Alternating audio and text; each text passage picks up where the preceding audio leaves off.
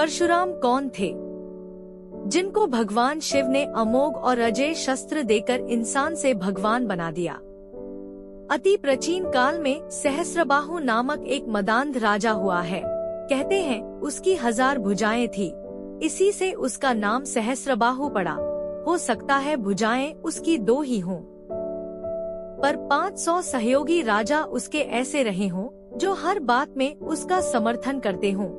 उनका बल पराक्रम अधिनायक के साथ पूरी तरह जुड़ा हुआ हो और वह उनकी शक्ति को अपनी शक्ति, उनकी भुजाओं को अपनी भुजा मानता हो। अलंकारिक भाषा की यह उपमा इसी प्रकार ठीक प्रतीत होती है। सहस्रबाहु चक्रवर्ती राजा था, उसके सहयोगी एवं अधीन राजाओं का विशाल भूखंड पर शासन था। सहस्रबाहु की निरंकुशता और स्वेच्छाचारिता का महर्षि जमदग्नि विरोध करते थे। वे उसे अनीति न करने के लिए और प्रजाजनों को अनीति न सहने के लिए समझाते थे। इस पर राजा बहुत क्रुद्ध हुआ। उसने महर्षि जमदग्नि का अपमान ही नहीं किया वरन उन्हें इतनी शारीरिक पीड़ा भी दी जिससे उनका देहावसान हो गया। जमदग्नि के पुत्र परशुराम जी को यह समाचार मिला तो वे बड़े दुखी हुए। क्रोध उन्हें बहुत आया। जिस देश के राजा इतने उद्धत हो जाए कि साधु ब्राह्मणों का, लोकसेवी बुद्धिजीवियों का सहयोग तो दूर सम्मान भी न कर सके तो उनसे प्रजा का हित संपादन कैसे होगा।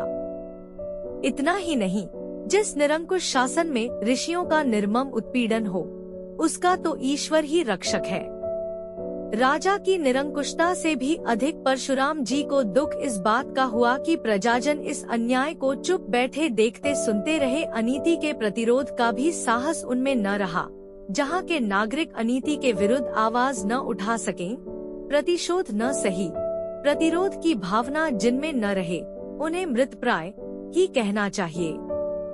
पिता की मृत्यु का युवक परशुराम को दुख अवश्य था, पर इससे भी अधिक दुख उन्हें इसका था कि शासन इतना उद्धत हो उठा कि औचित्य का प्रतिपादन करने वाले बुद्धिजीवी तत्व को सहन कर सकना उसके लिए संभव न हो सका।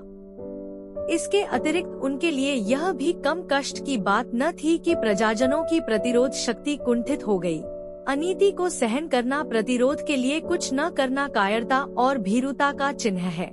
जिस समाज में ऐसे लोगों का बाहुल्य हो जाए उसका भविष्य स्पष्टतः अंधकारपूर्ण है। अपने पिता के अपमान और अवसान को वे व्यक्तिगत हानि मान चुप होने के लिए मन को समझाते तो भी उनकी आत्मा शासन की दुष्टता और प्रजाजनों की भीरुता को सहने के लिए तैयार न हुई। उनके अंतर में एक आग जलने लगी जो कहती थी कि संसार को प्रगतिशील और शांति युक्त रहना हो तो अनीति का उन्मूलन होना ही चाहिए। अपनी शक्ति नगण्य हो तो भी जितना संभव हो उतना तो करना ही चाहिए। असहनीय अवांछनीय दुष्काल को उलट पुलट डालने वाले महाकाल के पास परशुराम जी गए और अनीति उन्मूलन की शक्ति उपलब्ध करने के लिए भगवान शंकर की कठोर तपश्चर्या पूर्वक आराधना करने लगे। अस्थिर मति, भावावेश ग्रस्त, उतावले, अधीर और तनिक सी कठिनाई आने पर लक्ष्य छोड़ बैठने वाले ओछे मनुष्यों की देवता कोई सहायता नहीं करते। वे जानते हैं कि साहसी, दृढ़ प्रतिज्ञा, उदार और आत्मविश्वासी लोग ही कोई बड़ा काम कर सकते हैं। जिनमें यह गुण न हो उन्हें वरदान, आशीर्वाद या सहायता देना व्यर्थ है। वे बड़ी बातें सोच तो सकते हैं पर बड़े काम कर नहीं सकते। ऐसे लोगों को कोई वरदान देना अपने आशीर्वाद को भी उपहासास्पद बनाना है। इसलिए शंकर जी उनकी तपश्चर्या और दृढ़ता को बहुत दिन तक परखते रहे। जब उन्हें विश्वास हो गया कि आदमी जीवट का है तो परशुराम जी को बुलाया, अपना स्वरूप दिखाया और कहा, है लोक मंगल की आकांक्षा करने वाले दृढ़व्रती उठ, मेरा सहयोग तेरे साथ है। निस्वार्थ भाव से परमार्थ प्रयोजन में संलग्न हर निष्ठावान की मनोकामना पूरी करता आया हूँ, तेरी भी पूरी करूँगा।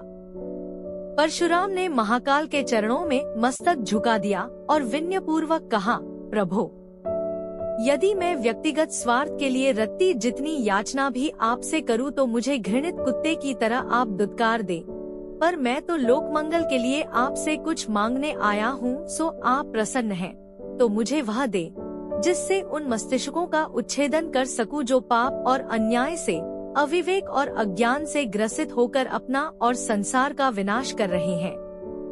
महाकाल ने प्रसन्नता व्यक्त की और एक प्रचंड परशु उस युवक के हाथ में थमा दिया। वह अजय था, अमोघ भी। इसे पाकर परशुराम बड़े प्रसन्न हुए। अब उन्होंने उन दुर्दांत दैत्यों को चुनौती देना आरंभ कर दिया जिन्होंने कि उस समय की सज्जनता, प्रखरता और सुख शांति को कुचल कर रख दिया था। जगह जगह संघर्ष आरंभ हुए। संघर्ष छोटे भी थे और बड़े भी। एक ओर सशस्त्र साधन संपन्न सेनाएं थीं, दूसरी ओर परशुराम का परशु।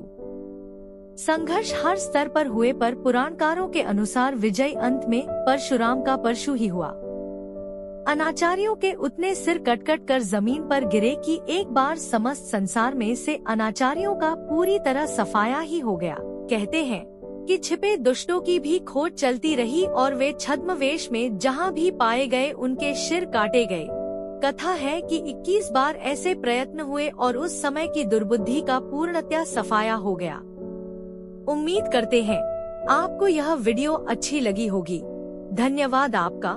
वीडियो पसंद आई हो तो लाइक और शेयर कर दीजिएगा।